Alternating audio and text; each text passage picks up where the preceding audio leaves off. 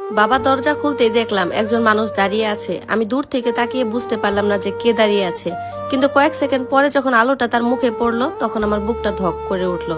সে ছিল রাশেদ। 4 বছর একসাথে থাকার পর তার মুখ চিনতে ভুল হওয়ার প্রশ্নই নেই, কিন্তু আজ তাকে দেখে মনে হচ্ছিল অন্য একজন মানুষ। চোখের নিচে কালো দাগ, মুখটা ক্লান্ত দেখাচ্ছিল। সে ধীরে ধীরে ঘরের ভেতর ঢুকলো, আমার দিকে তাকিয়ে কিছুক্ষণ চুপ করে দাঁড়িয়েও রইলো। তারপর তার চোখ গিয়ে থামলো রিদানের উপর। আমার ছেলে তখন আমার মায়ের কোলে ঘুমাচ্ছিল। রাশেদের চোখ হঠাৎ এক অদ্ভুত পরিবর্তন দেখা গেল। সে ধীরে ধীরে বলল, ও আমার ছেলে। আমার বুকের ভেতর তখন আবার সেই পুরনো কষ্টটা জেগে উঠলো। আমি ঠান্ডা গলায় বললাম, তুমি তো জানতে, তারপরও ওকে ফেলে চলে গিয়েছিলে। সে মাথা নিচু করে দাঁড়িয়ে রইল। কয়েক মুহূর্ত পর সে খুব আস্তে করে বলল, আমি একটা বড় ভুল করে ফেলেছি। ঘরটা এখন একেবারেই নীরব। আমি তার দিকে শুধু তাকিয়ে একটা কথাই ভাবছিলাম, যে মানুষটা 50 টাকার জন্য আমাকে সবার সামনে অপমান করেছিল, সে আজ কেন এখানে? রাশেদ হঠাৎ আমার দিকে তাকিয়ে বলল, আমাকে একটু কথা বলার সুযোগ দাও। আমি তখনও জানতাম না যে সে আজ এমন একটা সত্য বলতে এসেছে যা শুনে আমার রাগ, কষ্ট সবকিছু আবার নতুন করে ঝড়ের মতো উঠবে। কারণ কয়েক মিনিট পর সে বলবে, আমার জীবনটা শেষ হয়ে গেছে আর এই ছেলেটাই হয়তো আমাকে বাঁচাতে পারবে। আর সেই কথাটা শুনে আমি বুঝতে পারবো তার ফিরে আসার পেছনে ভালোবাসা নাকি অন্য কোনো কারণ আছে। রাত তখন প্রায় 10:30। ঘরের ভেতর এক ধরনের অস্বস্তিকর নীরবতা।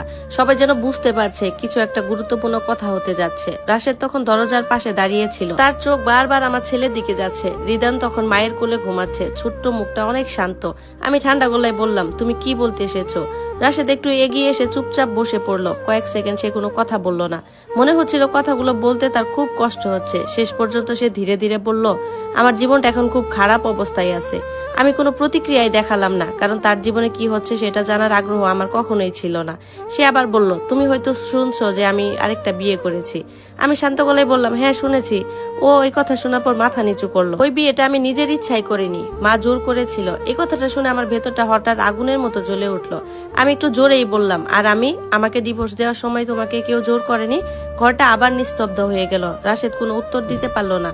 কিছুক্ষণ পর সে আবার বলল, আমার নতুন সংসারটা ঠিকঠাক মতো চলতেছে না, প্রতিদিন ঝগড়া হয়, বাসায় কোনো শান্তি নেই। আমি তাকিয়ে রইলাম ওর দিকে, কিন্তু এইসব কথা শুনে আমার ভেতরে কোনো দয়া জন্মালো না, কারণ আমার মনে তখনও সেই দিনের কথাই ভাসছে। সবার সামনে একটা থাপ্পড় আর 50 টাকার অপমান। রাশেদ এবার একটু দ্বিধা করে বলল, কিন্তু আজ আমি শুধু একটা কথা বলতে আসিনি। আমি বললাম, তাহলে? সে একবার রিদানের দিকে তাকালো, তারপর খুব নিচু গলায় বলল, ডাক্তার বলেছে আমার একটা গুরুতর সমস্যা হয়েছে। বাবা তখন পাশে দাঁড়িয়েছিলেন। তিনি জিজ্ঞাসা করলেন, কি সমস্যা? রাশেদ কিছুক্ষণ চুপ করে থাকলো, তারপর বলল, আমার লিভারের অবস্থা খুবই খারাপ। ডাক্তার বলেছে দ্রুত অপারেশন করাতে হবে। আমি অবাক হয়ে গেলাম। সে আবার বলল, ডাক্তার বলেছে পরিবারে কারো লিভার যদি ম্যাচ করে তাহলে ট্রান্সপ্লান্ট করা যেতে পারে। আমি তখনও বুঝতে পারছিলাম না যে সে এই কথাটা কোথায় নিতে চাইছে, কিন্তু কয়েক সেকেন্ড পর সে যা বলল সেটা শুনে আমার বুকটা শক্ত হয়ে গেল। সে ধীরে ধীরে বলতে লাগলো, ডাক্তার বলেছে আমার ভবিষ্যতে ছেলের সাথে আমার লিভার ম্যাচ হওয়ার সম্ভাবনা অনেক বেশি। ঘরের ভেতর তখন এক নীরবতা। আমি ধীরে ধীরে বললাম, তুমি কি বলতে চাইছো?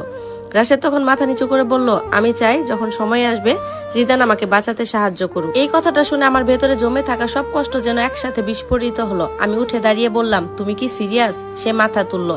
আমি তখন রাগে কাঁপছি। যে মানুষটা 50 টাকার জন্য আমাকে অপমান করেছিল, যে মানুষটা নিজের সন্তানের জন্মের সময় অন্য মেয়েকে বিয়ে করেছে, সে আজ আমার ছেলের কাছে সাহায্য চাইতে এসেছে। রাশেদ চুপ করে দাঁড়িয়ে রইল। তার চোখে লজ্জা স্পষ্ট দেখা যাচ্ছিল। সে ধীরে ধীরে বলল, আমি জানি আমি অনেক ভুল করেছি। আমি তাকে তীক্ষ্ণ গলায় জবাব দিলাম, ভুল না, তুমি অন্যায় করেছো। ঘরে সবাই তখন চুপচাপ ছিল। আমি রিদানের দিকে তাকালাম। সে তখনও ঘুমাচ্ছে, কিছুই জানে না। আমি ধীরে ধীরে বললাম, এই ছেলেটাকে আমি অনেক কষ্ট করে বড় করব, তাকে কখনো শেখাবো না যে মানুষের সাথে খারাপ ব্যবহার করতে হয়।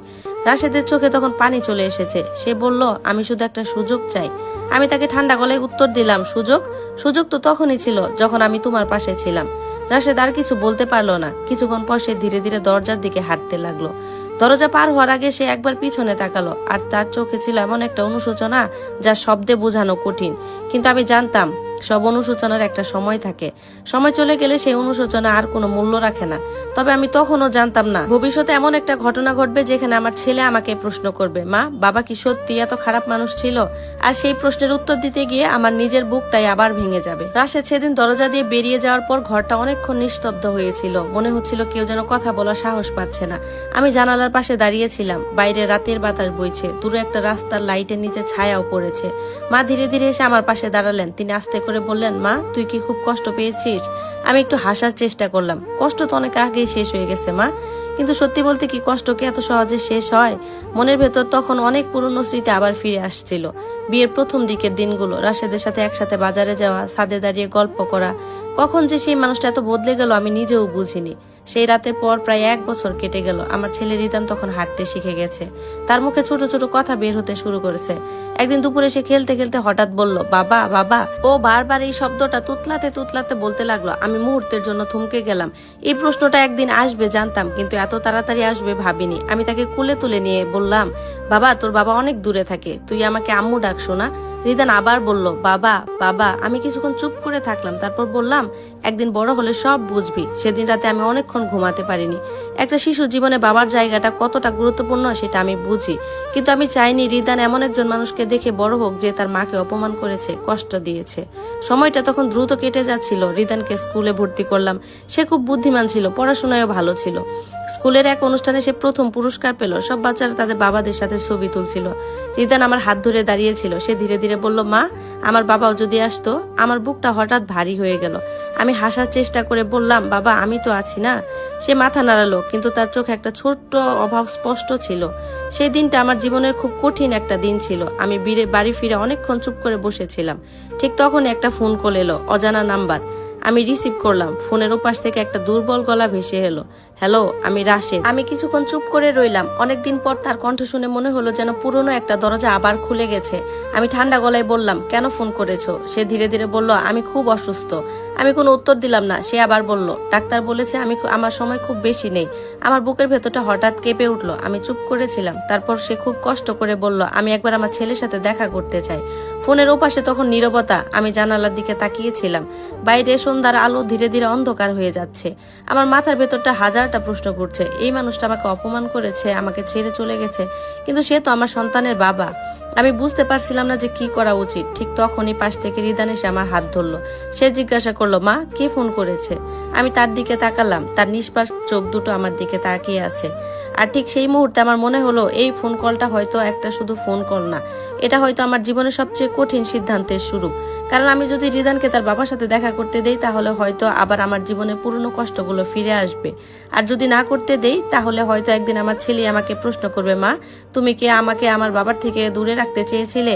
আমি তখনও জানতাম না যে এই সিদ্ধান্ত একদিন আমার জীবনকে এমন এক জায়গায় নিয়ে যাবে যেখানে ক্ষমা আর কষ্ট দুটোরই কোনো নতুন মানে খুঁজে পাবো। ধন্যবাদ সবাইকে। গল্পটি কেমন লাগলো?